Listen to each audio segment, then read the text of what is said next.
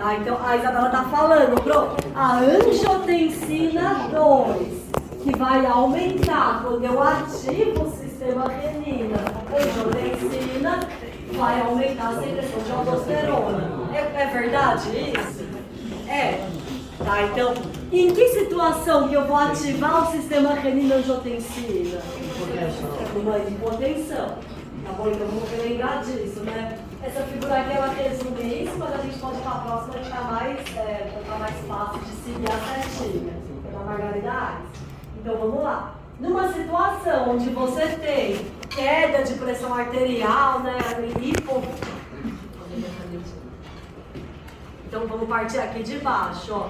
Então, uma situação onde você tem uma baixa perfusão renal, né, que vai acontecer numa hipotensão, isso é detectado por quais células do rim?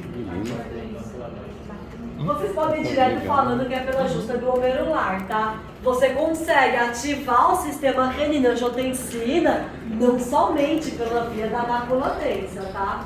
Então, pessoal, não precisa ter toda a via da mácula densa para ativar o sistema renina-angiotensina, tá bom? Simplesmente a baixa perfusão renal já ativa esse sistema. Então, quando chega pouco sangue no rim, a célula justa glomerular já vai aumentar a produção e secreção de renina, tá bom? Ah, mas e a mácula densa? Ativa também, ajuda, mas acontece muito antes disso a detecção da baixa perfusão renal, tá bom? Até o sistema nervoso simpático também ativa a produção de renina pela célula justa glomerular. Tá? Então, não se esqueçam disso. Você não ativa o sistema renina-angiotensina somente via mácula densa. Até o sistema nervoso simpático faz isso. Muito bem. Então, o que acontece? Cai a pressão arterial, baixa a perfusão renal. Faz com que o rim aumente a secreção de renina. Tá? Quais células fazem isso? As justaglomerulares. Muito bem. A renina vai agir convertendo, né, angiotensinogênio em angiotensina 1, as enzimas ECAS1 vão agir convertendo angi1 em angi2, e a angi2 vai agir lá na zona glomerulosa do córtex da suprarrenal, estimular a produção de quê? Aldosterona. Tá? Então, de fato, esse aqui é um meio onde você regula a produção de aldosterona. Quanto mais ativo o sistema renina-angiotensina, mais aldosterona você vai produzir. Tudo bem, meninas? Vai sair? Que outro fator é detectado pelas células da camada glomerulosa e que vão, em resposta, produzir aldosterona? Que mais? Que está na figura. Que mais faz isso? Isso, o aumento do potássio no sangue. Então, vocês estão vendo aí que não somente a angi2 tem uma setinha estimulando a zona glomerulosa, mas também o aumento do potássio. Faz sentido isso? O aumento de potássio aumentar a produção de aldosterona? Sim. Por que faz sentido? Porque ela vai secretar. É porque justamente uma ação da aldosterona vai ser fazer o que com o potássio? Secreção, né? Mandar embora pela urina. Então faz sentido de que se ele está aumentado no sangue, você aumente a produção de aldosterona. Uma tentativa de diminuir o potássio que estava aumentado no sangue. Tá? Então são aí os dois fatores que ativam a produção de aldosterona. Então vejam, né? A zona glomerulosa, ela responde ao ACTH, que é o hormônio hipofisário chamado de corticotropina.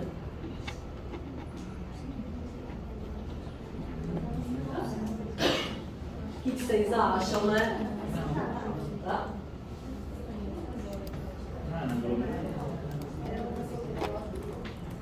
A glomerulosa, pessoal, ela não responde ao ACTH, tá bom? É a fasciculada quem principalmente responde ao ACTH. A reticular também um pouco, a glomerulosa não. A glomerulosa ela responde à angiotensina 2 e ao potássio no sangue.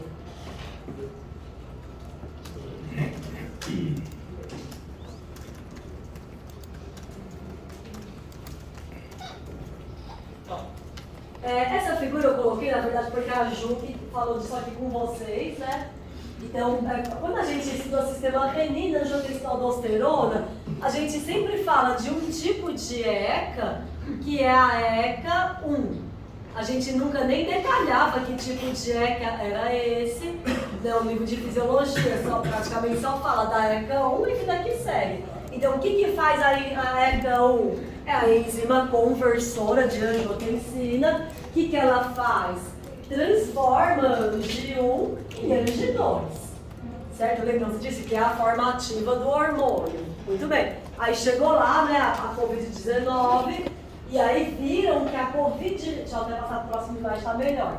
Então, a ECA 1 faz o quê? Converte angiotensina 1 em angiotensina 2, e a Ang2 vai ter atividade biológica, né? Ou seja, vai se ligar ao seu receptor.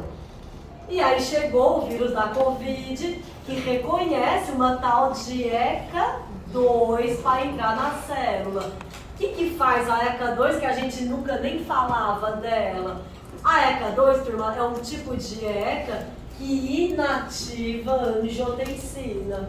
Tá bom? Então ela é um tipo de ECA diferente da ECA1, que é a principal, é a única da qual a gente sempre falou, e é o alvo dos IECAs, diferente da ECA1.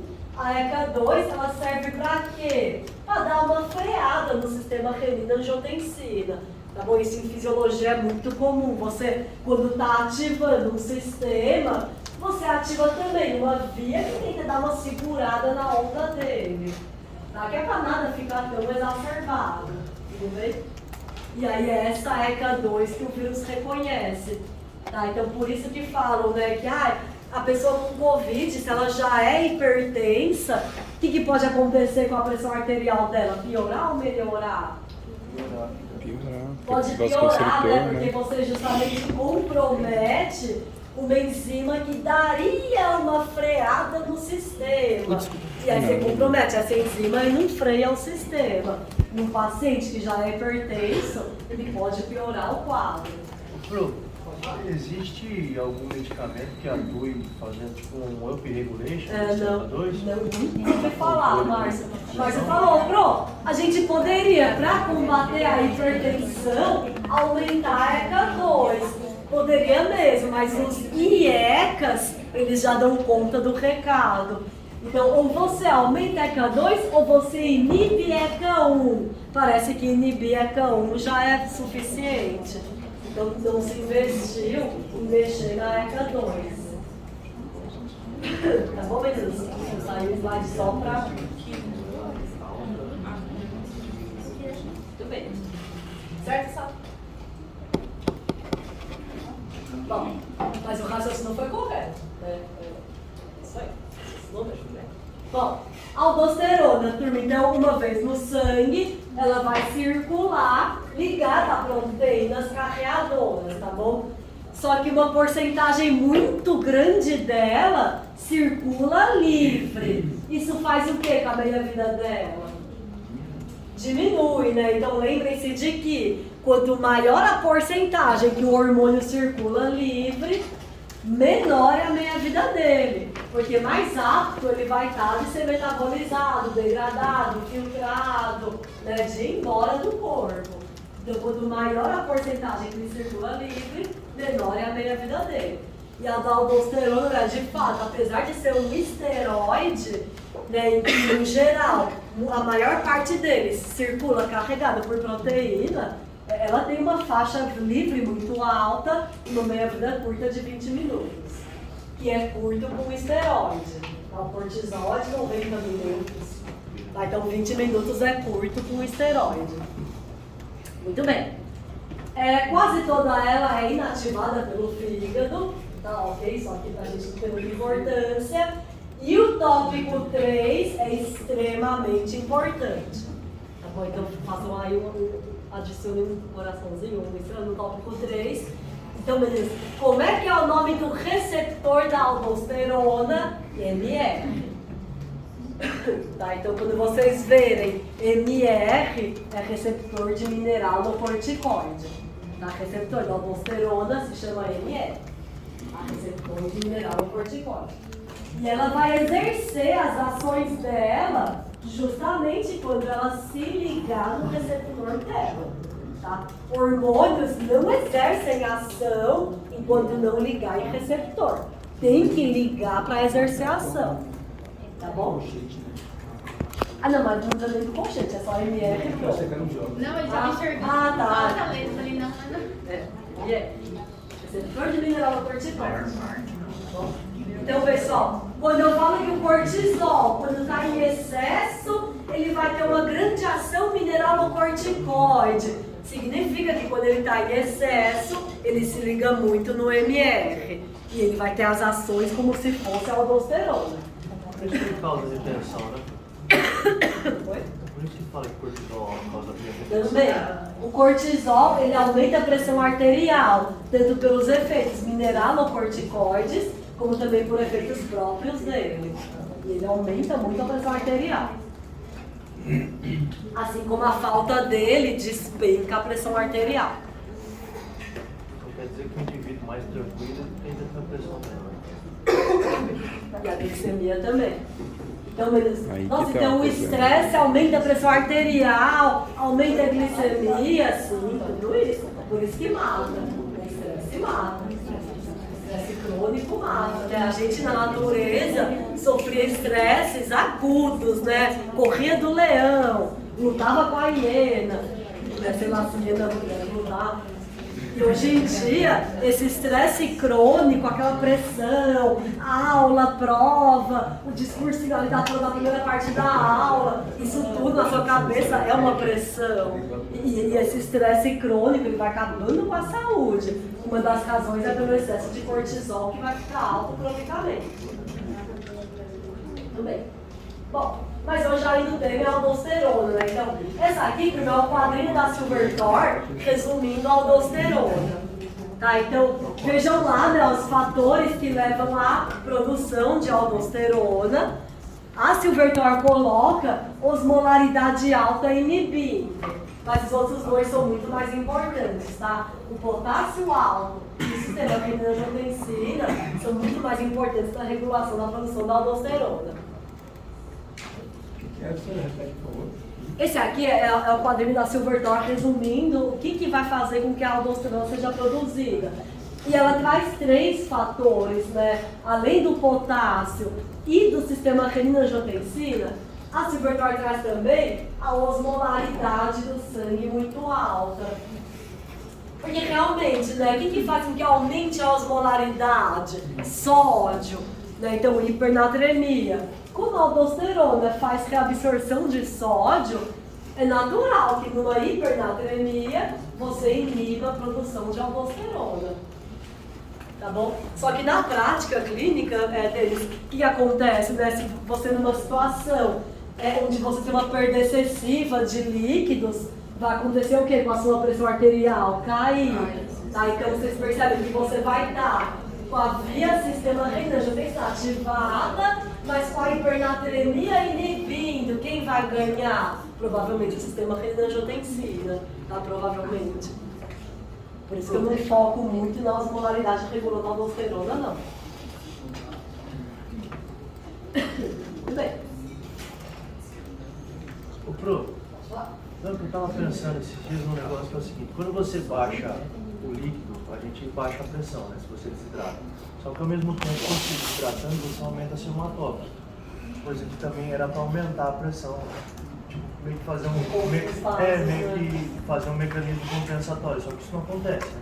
Você pode estar com o hematócrito alto, mas com a pressão baixa por causa de desidratação. Pode.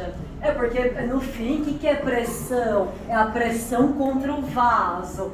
E aí o volume, ele acaba contribuindo mais para essa pressão contra o vaso. Mas de fato, a viscosidade aumenta. Muito bem. Meninos, e aí a aldosterona, então, uma vez produzida, vai atuar nos receptores MR. Onde no corpo tem um monte de receptor MR? Nos túbulos renais, né? Qual especificamente? Qual porção do néfron? Isso, né? Lá no néfron distal. Tá? Então lembrem-se de que é no néfron distal que a aldosterona vai agir. Tá tubo distal, ducto coletor. Aí que são as células-alvo da aldosterona. Tudo bem. Olha essa figura que legal, né? Ela está mostrando o sistema reninina-angiotensina. Então vamos começar, vamos olhar ela, né, para entender como que é esse sistema, né, na prática. Assim, ela é bem ilustrativa de como que acontece o processo. Então vamos começar por onde? Pela renina, né? Então olhem aí no desenho, quem é que está produzindo renina? Isso, o rim, né? A gente sabe que são as células justas glomerulares. A renina, turma, o que ela está fazendo? Ativando a angiotensinogênio. Porque a gente sempre fala, converte a angiotensinogênio em angiotensina 1. Olha na figura como é que ela faz isso. Ela quebra o angiotensinogênio, tirando uma parte dele, e o que sobra é a angiotensina 1. Muito bem. Então, onde é que estava vindo o angiotensinogênio? Você viu essa figura? Produz o tempo todo, legal, né? Muito bem. E aí a Angi 2, o que rola com ela? Quebra mais. Ela perde mais pedacinho dela, né? Quem vai fazer isso agora é a ECA. Então a ECA tira 2 aminoácidos da angiotensina 1, transformando ela num outro hormônio, chamado de angiotensina 2. E essa sim tem a atividade biológica. Qual que é um dos tecidos alvos que está aí na figura da Angi 2? Isso, a suprarrenal. Tá, então, ela indo lá para a suprarrenal, a gente sabe que para a zona glomerulosa e está estimulando a zona glomerulosa a fazer um outro hormônio. Estão vendo aí esse hormônio sendo secretado? Aldosterona. E olha a diferença da estrutura química, né? A Angi 1, Angi 2 são hormônios proteicos formados por aminoácidos. A aldosterona é um esteroide. E olha aí a carinha dela de esteroide. Tá bom? Eu acho esse desenho bem legal, porque às vezes a gente só decora a frase sistema renina-angiotensina aldosterona, mas não entende bem o processo. Inclusive, né, meninos, vejam que a ECA é uma enzima que fica na membrana do endotélio, né, de forma que a angiotensina 1 nem tem que entrar na célula para ser convertida a 2. Pode falar. A angiotensina 2 é uma meia de vasoconstrição também? Faz também. O colega falou, pronto, a Angi 2 ela também vai fazer vasoconstrição, não vai? Vai também. Esse desenho foca em um tecido-alvo dela, mas tem um monte de outros. Um outro super importante é a vasoconstrição. Ela vai também agir no hipotálamo, ela vai ter uma série de ações. Muito bem.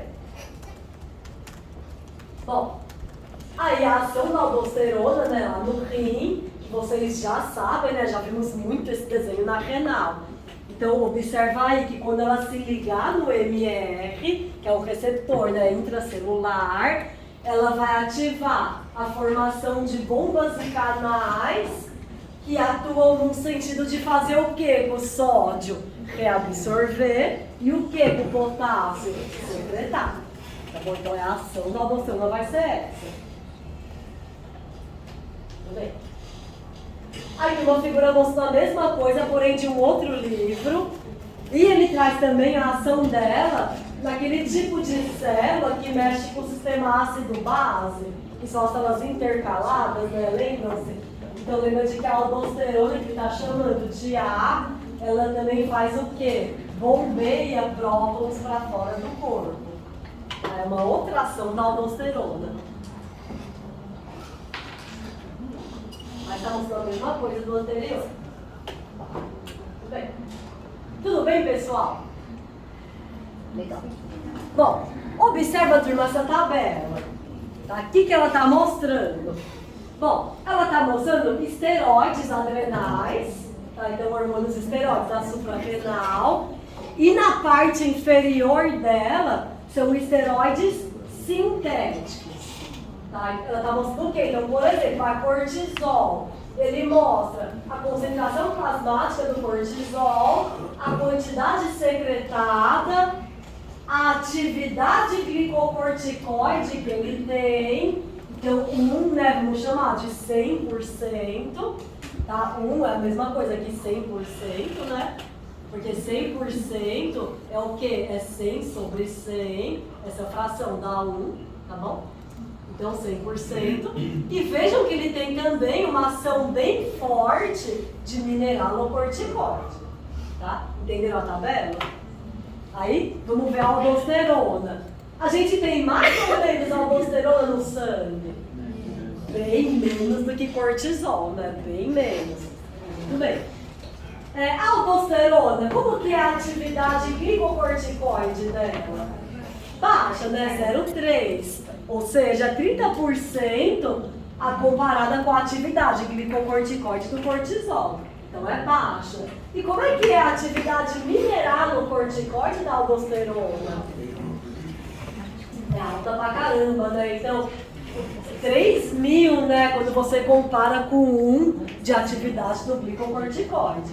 Tá? E poxa, né? Pelo menos isso, né? É de se esperar que o hormônio que é o mineralocorticoide tenha uma alta atividade mineralocorticoide.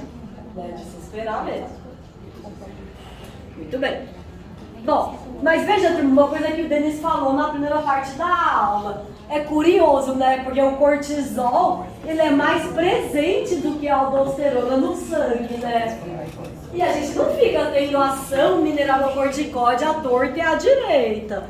Como será que o corpo faz para evitar que em níveis fisiológicos o cortisol fique tendo ação mineralocorticoide?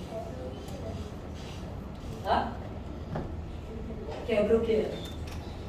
Ele já é interno. A Isa falou, internaliza o receptor, mas ele já é interno. Quebra o receptor, mas aí quando precisar não vai ter ele. Né? Então, o que você falou, o quê? Não, porque ele já é interno. Sim. E você falou uma outra coisa, não falou? Não. Então, pessoal, o que acontece?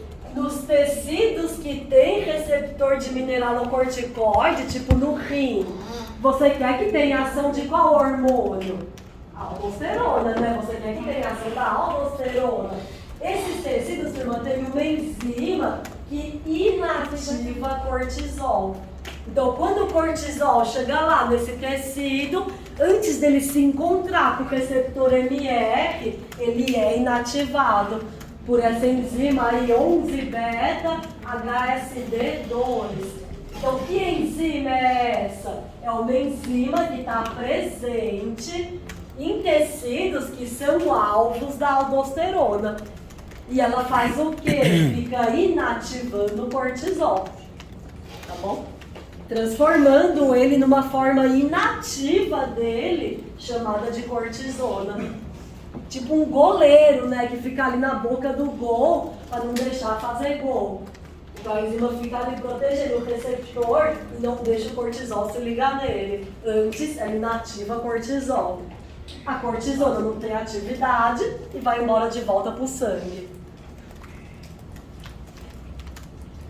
Entenderam isso? Mas e aí, né? Ele inibe a aldosterona, mas não deixa o cortisol se ligar na célula. Oi? Fala isso. Ele inibe a aldosterona, mas não deixa o cortisol se ligar na célula, é isso? Essa enzima, ela inibe o cortisol. Ela inibe o cortisol. Que é pro receptor MR ser somente alvo de quem? Da aldosterona. Tá? Então é uma enzima que fica inibindo o cortisol, que é para garantir que somente a aldosterona vai se ligar no MR. Acho que a próxima está mais clara isso.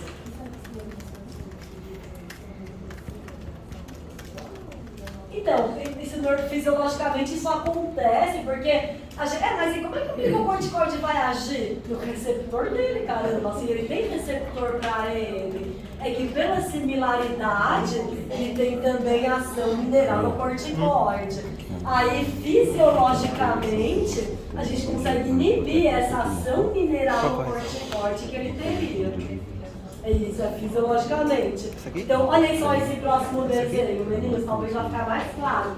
Observa a célula da esquerda. Quem que é a célula da esquerda? Isso, as meninas falaram, alvo de mineralocorticoide. Ou seja, dê aí um nome ao boi. Quem que é essa célula? a do néfron, né? A do néfron distal. Muito bem. Observe a aldosterona, turma. Ela chega lá nessa célula, ela se liga no receptor NF, se liga, e ela faz o que nessa célula depois que ela se liga? As ações mineralocorticoides. Olha o cortisol agora nessa célula. Ele chega na célula, ele entra na célula, entra, e aí o que acontece com ele? É inativada a cortisona. Tá? É inativada a cortisona. E aí para onde é que vai essa cortisona? O sangue, né? Nossa, mas e aí? Acabou aí o cortisol, coitado? Não, porque o cortisol não vai em árvore, né? A gente não pode desperdiçar isso. A cortisona, turma, ela vai entrar em um outro tecido que pode ser alvo de glicocorticoide. E o que vai acontecer com a cortisona nesse tecido? Isso, volta a ser cortisol. Então aquela enzima, tem uma que é 11-beta-HSD1, ela reativa cortisol. Então ela converte cortisona de volta a cortisol. Tipo assim, agora sim, aqui tem receptor para você. Não é lá, você foi invadir a casa dos outros. Aqui é sua casa. Essa aqui são células do eucalipto, também é. Pedro falou, professor, agora você vai dar nome aos bois. Quem são essas células? O corpo inteiro. Então, por exemplo, fígado, músculo, o corpo inteiro. Sistema adiposo, sistema nervoso. O corpo inteiro vai ter receptor para glicocorticoide. E a gente vai ver segunda-feira quais são as ações do cortisol. Certo?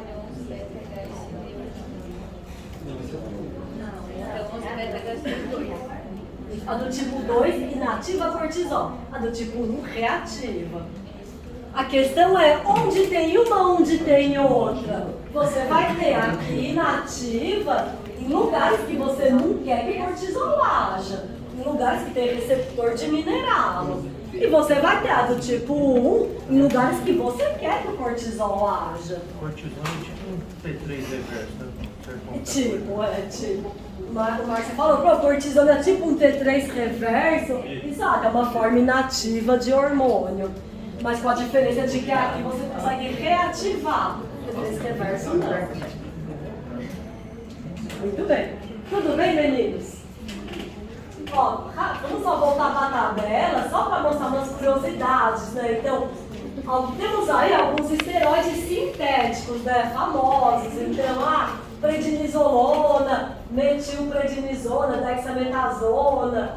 Se você quer passar para o seu paciente um glicocorticoide sintético, mas que não tenha ação mineralocorticoide, qual que você escolheria?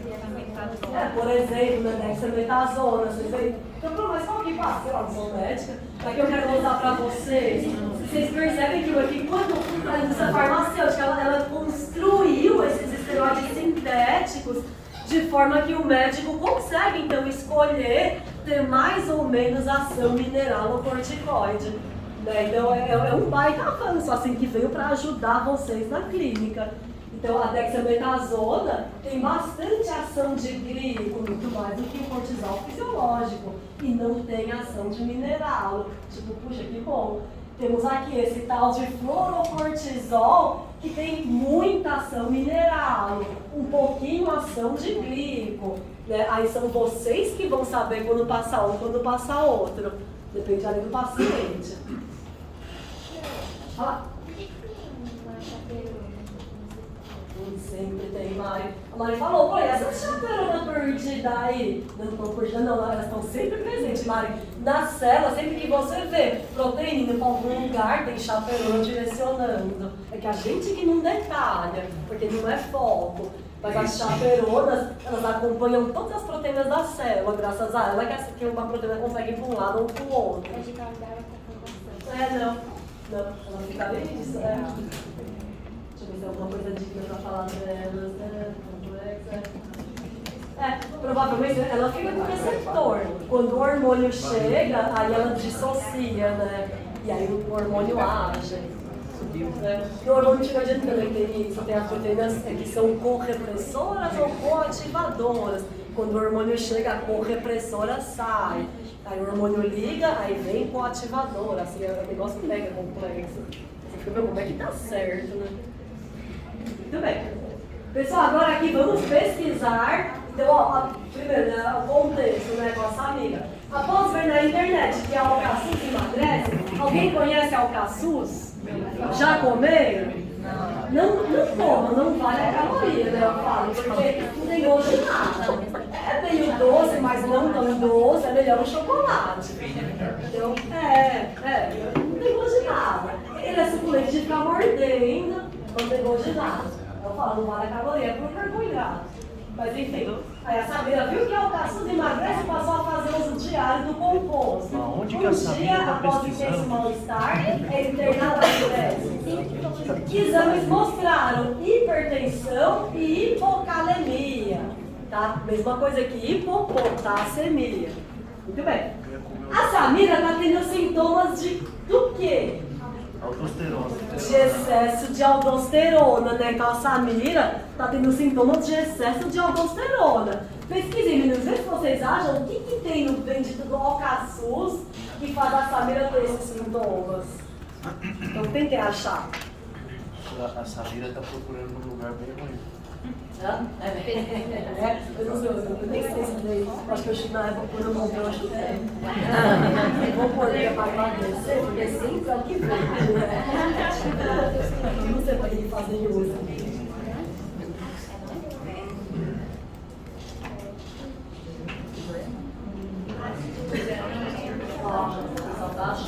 Acharam aqui um composto no alcaçuz, mas vejam o que faz esse composto. Mas como? Tipo, ele se liga no receptor? Não é essa aí, não. O Google está falando que é usado para tratar problemas de estômago, inflamação e doenças respiratórias. Aí eu não sei. Dr. Bob. Não sei. Não posso discorrer. Aqui que esse nome do corpo dá uma aldosterona.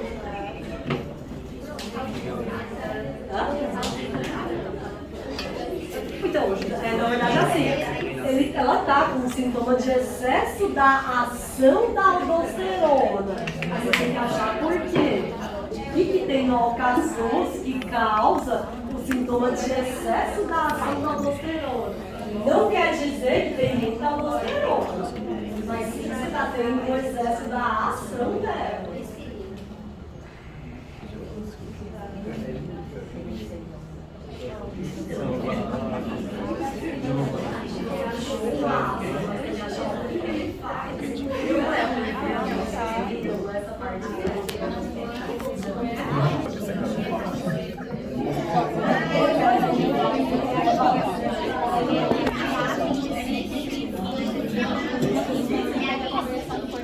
Esse é o ácido, mas o que ele faz? Ele impede a conversão de cortisol de cortisol. A colega chegou perto, ele aumenta anormalmente cortisol. Mas achem como? Diga, Sara. Impede a conversão de cortisol de cortisol. Isso, a Sara achou, é aqui, ó. Esse negócio aí, né, esse ácido que tem no alcaçuz, ó quem que ele bloqueia. Ele bloqueia aquela enzima que inativa cortisol em tecido alvo de mineralocorticoide. E aí todo aquele cortisol que chegar lá no néfron não vai ser inativado e vai se ligar no mineralocorticoide. Tá? Por isso que a pessoa vai ter sintomas de excesso de ação mineralocorticoide. Porque tá tendo mesmo excesso de ação mineralocorticoide.